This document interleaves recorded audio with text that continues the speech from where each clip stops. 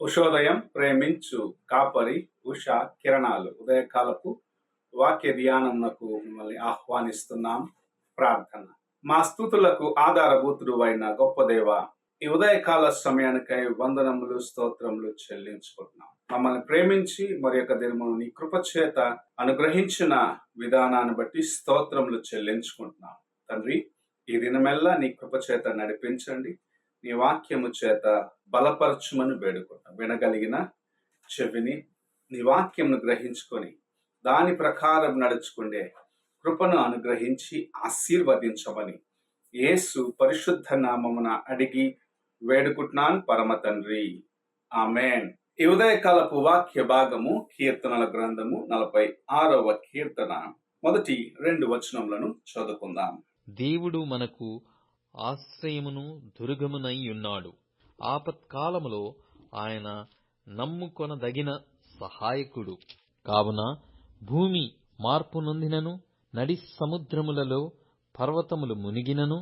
కోరాహు కుమారుల ద్వారాగా రచించబడిన ఈ కీర్తనలో మొదటి 2 వచనములు మనం చూసినట్లయితే, యెహోవా నాకు ఆశ్రయము, నాకు బలము, ఆపత్కాలమున నాకు సహాయముగా ఉన్నాడు అన్న కార్యమును చెప్పటం చూడగలము. నేను ఎలాంటి సమస్య గుండా వెళ్ళినను, ఎలాంటి కష్టము గుండా వెళ్ళినను, ఆయన నాకు సహాయముగా ఉన్నదాన్ని బట్టి నేను ఆ పరిస్థితులలో భయపడకుండగా ధైర్యముగా ముందుకు వెళ్ళగలను అన్న కార్యమును ఇక్కడ కీర్తనకారుడు చెప్పటం చూడగలము.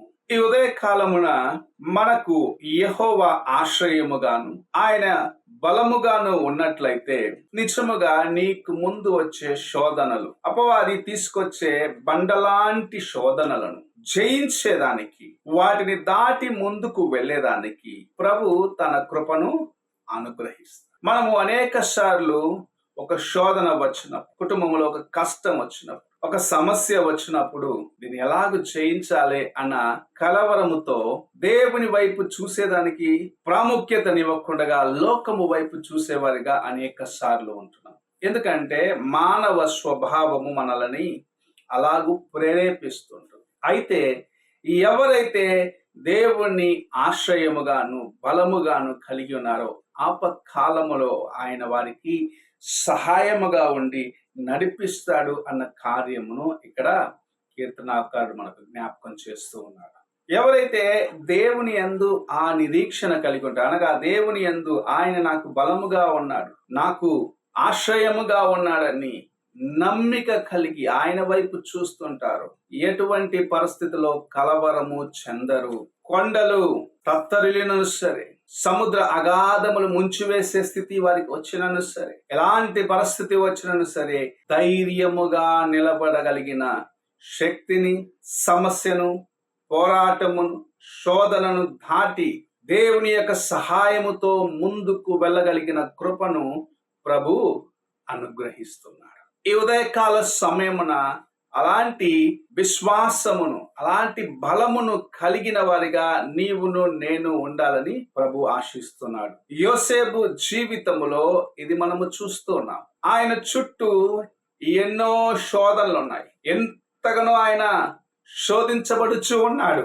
ఆయనను బలహీనపరిచేదానికి అనేకమైన కార్యములు ఆయన చుట్టూ జరిగినవి. పాపంలోకి, శోధనలోకి లాగే కార్యములు జరిగినప్పటికీ దేవుని ఆశ్రయించిన వాడిగా, పాపమునకు విరోధముగా నిలబడ్డవాడిగా ఆయన జీవించిన దాన్ని బట్టి, ఆయనకు సహాయముగా ప్రభు ఉన్నాడు అని విశ్వసించిన దాన్ని బట్టి, అది చెరసాలైనను సరే, అది బావి అయినను సరే, అది బానిసత్వమైనను సరే, అన్ని విషయములో దేవుని సహాయము నాకు తోడుగా ఉన్నది, ఆయన నాకు ఆశ్రయముగా ఉన్నాడు, ఆయన నా బలముగా ఉన్నాడు, నేను దేనికి చింతించవలసిన అవసరం లేదు, దేని చూసి భయపడవలసిన అవసరం లేదు అని ఎవరైతే ఆయనలాగా విశ్వసిస్తారో వారి పట్ల దేవుని యొక్క కృప అపారముగా ఉంటుంది. వారిని ప్రభువు నడిపించి అద్దరికి చేర్చి, అనగా వారికి ఆటంకముగా ఉన్న వాటిని దాటించి క్షేమమైన స్థలంలో చేర్చడానికి ప్రభు ఉద్దేశించున్నాడని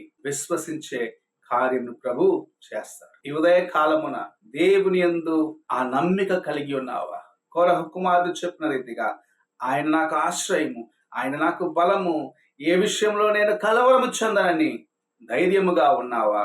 సాతాను తీసుకొచ్చే ప్రతి శోధనను జయించే శక్తిని నీవు సంపాదించుకున్నావని దేవుని యొక్క వాక్యము సెలవిస్తున్నాం. భయపడిన దినమున, కలవరము చెందిన దినమున అపవాది నీ పైన తన ప్రభావము చూపించి నిన్ను కృంగదీసి నిన్ను బలహీనపరిచి తన యొక్క ఊరిలో చిక్కించుకుంటాడు. అయితే ఆయన నేను ఆశ్రయముగా కలిగి ఉన్నాను, ఆయన నాకు బలముగా ఉన్నాడు, నాకు సహాయముగా ఉన్నాడు, ఎటువంటి శోధనకు నేను భయపడను అని నువ్వే దినమునైతే సెలవిస్తావో ఆ దినమున దేవుని కార్యములను ప్రభువు నీ పట్ల సంపూర్ణము చేసి తన యొక్క ఉద్దేశ ప్రకారము నిన్ను ఉన్నతమైన స్థితికి హెచ్చిస్తాడు.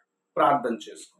పరిశుద్ధుడైన తండ్రి, ఈ ఉదయ కాలమున నీవిచ్చిన నాయన ఈ కొద్ది హెచ్చరికను బట్టి వందనాలు. నీవు మాకు ఆశ్రయముగాను మాకు బలముగాను ఉంటూ మమ్మల్ని నడిపిస్తూ శోధనలు దాటించడానికి సహాయముగా ఉన్నావని నీవిచ్చిన నాయన ఆదరణ బట్టి, నీవిచ్చిన నాయన హెచ్చరికను బట్టి వందనాలు చెల్లించుకుంటున్నాను. తండ్రి, నీ వైపు చూసి నీ యందు స్థిరపడి శోధనలు దాటేదానికి అపవాది కలిగించినైన ప్రతి తంత్రమైన కార్యం నుండి తప్పించబడేదానికి కృపను సంపాదించుకొని నీ వైపు చూసి నీ యొక్క బలమును పొందుకుంటే సహాయమును దయచేయమని యేసు పరిశుద్ధ నామమున అడిగి వేడుకుంటున్నాను పరమ తండ్రి, ఆమేన్. తండ్రి అయిన దేవుని ప్రేమ, కుమారుడైన క్రీస్తు కృప, ఆదరణకర్తైన పరిశుద్ధాత్మక సహవాసం ఇప్పుడును ఎల్లప్పుడూ తోడై ఉండి సదాకాలము నడిపించును గాక. ఆమేన్.